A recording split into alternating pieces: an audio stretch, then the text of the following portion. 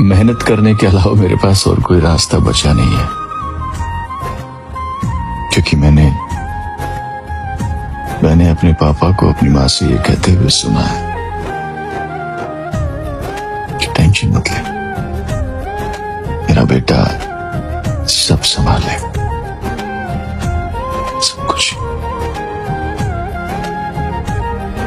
जान लगा दो अपने बाप के लिए कमाने में, उसने पूरी जिंदगी लगा दी है तुम्हें बड़ा बनाने में। पापा मैं तेरी धड़कन हूँ और मेरी जान है तू। लोग बोलते हैं तू बस अपने भाई के दम पे उछलता है।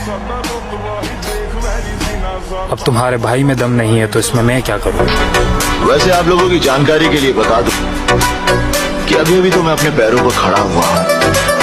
ठीक से चलना शुरू भी नहीं किया मैंने, रफ्तार पकड़नी तो भी बाकी है।